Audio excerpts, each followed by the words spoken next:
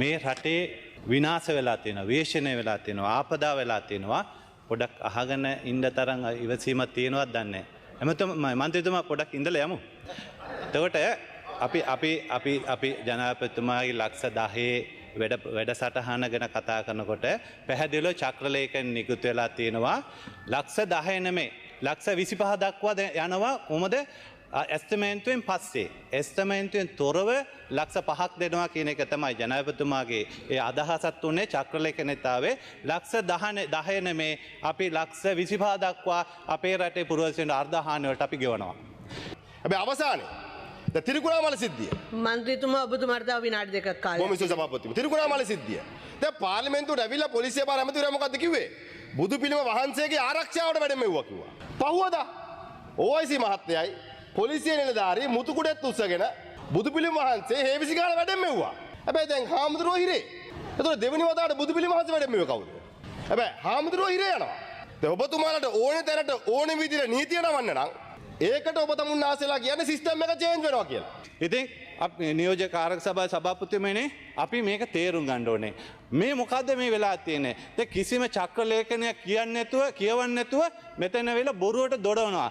රටේ නායකත්වයේ ගන්න මේ මොකද්ද? සැලසුම් කරන කෙනෙක් අනේ මන් දන්නේ මොනවද මේ මන්ත්‍රීතුමාගේ කතාවේ මොන විද්‍යාත්මක පදනමක් තිබුණාද? මේ අද රටේ තත්ත්වයේ මේ විනාශ වෙච්ච වෙලාවේ මොනතරම් දේවල් කතා කරන්න තියෙනවද? හැබැයි අපි දැක්කේ නිකන් දේශපාලන කතාවක් බොරුවක් කරලා කිසිම සැලසුමක් නැති කිසිම අදහසක් ගන්න රටේ ජනතාව පිළිගන්නේ නැති කතා පවත්වලා ඔන්න ඔය දුවනවා. හැමදාම එකමාරට තමයි ඉන්නේ කතා කරන්න. හැබැයි අනිත් පැත්තෙන් ගම් වතුරට අහුවෙච්ච නායකීව මනුස්සයර ගේ හදලා දෙන්න බෑ. ගේ හදලා දෙන්න බෑ. එකක්. දෙවෙනුව මේ ආපදා වුණේ ස්වාභාවික වීෂණයක්. හැබැයි තමුන්නාන්සලාගේ රජයේ තිනකොට කෘත්‍රිම ලෙස තමුන්නාන්සලා හැදුවේ මොකද? අපේ රටේ විනාශ කරන්න සංවිධානාත්මකව මේ කෝලාහල හැදුවා. ඒකෙන් අපේ රටේ 30 අවුරුදු යුද්ධේ දිගනද දර්ගාද ඒ වගේ හෙට්ටිපොළද සම්පූර්ණ ගිනි ගත්තා. ඒක ගිනි ගත්තේ රටේ ජනතාවගේ ජීවිතය. රටේ ජනතාවගේ දේපල. ඒ වගේ තමයි සියලුම මුස්ලිම් සිංහල දෙමළ ඒ සියලුම මිනිසුන්ගේ ඒ හිත් සිදවන්න සම්පූර්ණ කතා මේ කතන්දර හැදුවේ සැලසුම් කරේ. සැලසුම් සහගතව මේ වීෂණය මේ විනාශය කරේ ඔබේ ආණ්ඩු කාලේ. අපිට මතක් වෙනවා කුරුණෑගලෙන් ගිහිල්ලා යාපනයේ පුස්තකාලේ ගිනි තියෙනවා. පූර්ව සූදානම දිගන විනාශ කරේ කොහමද? දර්ගා විනාශ කරේ. හැබැයි මේ වෙච්ච සිද්ධිය ස්වාභාවික විනාශයක් කියන එක අපි තේරුම් ගන්න ඕනේ. ඒත් ඔබේ රජයවල් හිත් තිබුණා. මේ තාක්ෂණය දියුණු කරේ නැහැ. මේ වෙනකොට අපි සැලසුම් කරලා තියෙනවා කාලගුණ දෙපාර්තමේන්තුව NBR එක DMC එක ඒ අවශ්‍ය නවීන තාක්ෂණය දෙන්න අපි විශාල මුදල් අපි වෙන් කරලා තියෙනවා කියන එකත් මේ වෙලාවේ කියන්න ඕනේ. දැන් ඔබතුමාලා විපක්ෂ ඉන්න කාලේ අක්කරයකට වගාහානි වලට 1,50,000ක් දෙන්නේ කියලා කිව්වා සභාපතිතුමා. 1,50,000ක් අක්කරයට.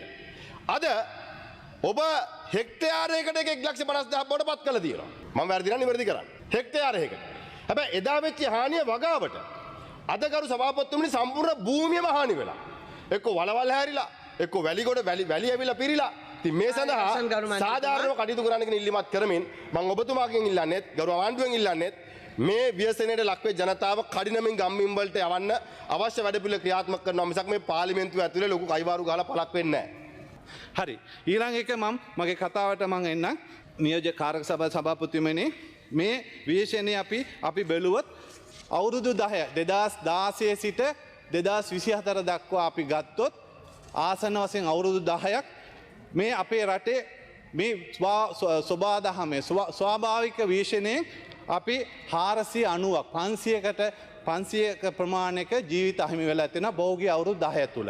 ඒ වගේම නිවාස පූර්ණ හානි ආසන වශයෙන් 2500ක්. ඒ වගේම ඒ අර්ධ හානි වෙලා තිනවා 1,34,000ක්. හැබැයි නියෝජක කාරක සභාවේ සභාපතිතුමනි මේ 2025 දිත්ව නිසා අපේ ජීවිත 646ක් අපිට අහිමි වුණා. ඒ වගේම පූර්ණ හානි ගෙවල් 6000ක්. ඒ වගේම අර්ධ හානි 1,10,000ක. ඒ වගේ ප්‍රමාණයක් අපි අහිමි වුණා. මේ පහුගිය අවුරුදු 10 තුල වෙච්ච හානියට වඩා ප්‍රබල හානියක් අද වෙලා තියෙනවා. නමුත් එතනින් එහාට බලන්න ඕනේ.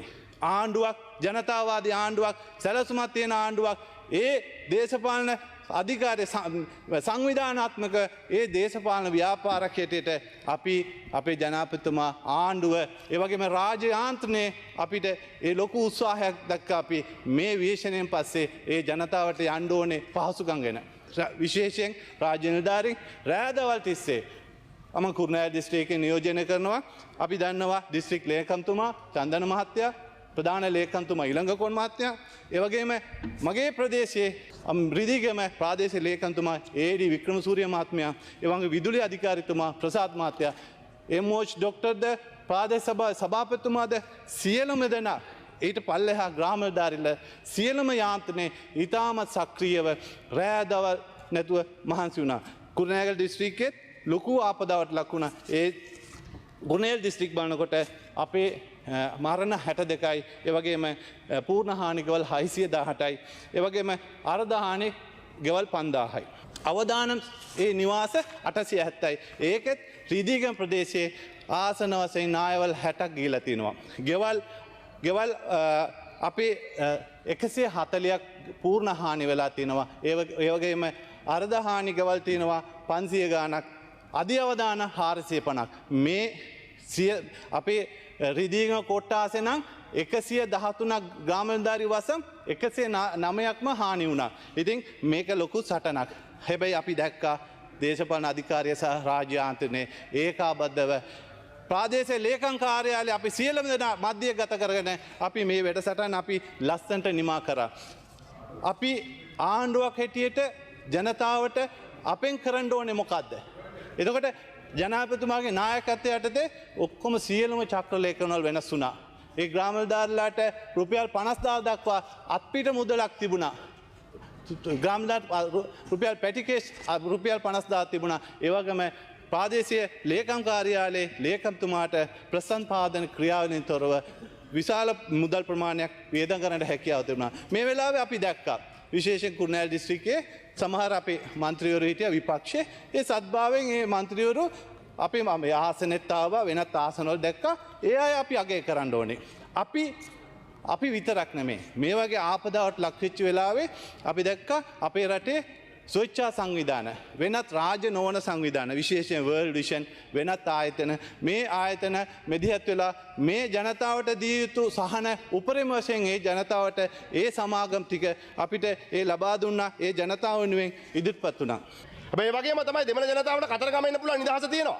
ඒ වගේම තමයි සිංහලයට බෞද්ධයට නාගදීප යන්න පුළුවන් කතෝලිකවට මදුමෑණිය වඳින්න යන්න පුළුවන්. ඒ ඔබතුමාලගේ මානසිකත්වයේ තියෙන කාලේ දැන් ඉවරයි.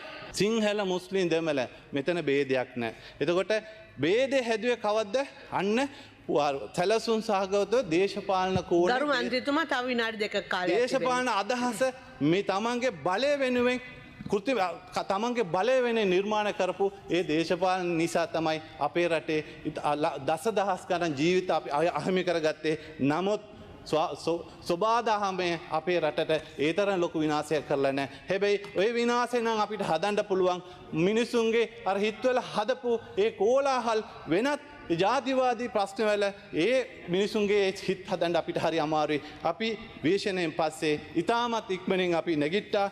ඉදිරි අනිවාර්යෙන් ඒ සියලුම දෙනාට දැන් ගෙවල් 6000ක් පූර්ණ හානි නම් හැබැයි ගෙවල් 20000 දක්වා අධි අවදානම් කට්ටියටත් ලක්ෂ 50ක ගෙයක් හිමි අපි රිදීගම කුරුණෑගල අපි පටන් ගත්තා. ඉදිරි වැඩසටහන් අපි ඉස්සරහට අපි ඒ ආකාරයෙන් ජනතාවගේ ප්‍රසාදයත් එක්ක අපි හදනවා කියලා කියමින්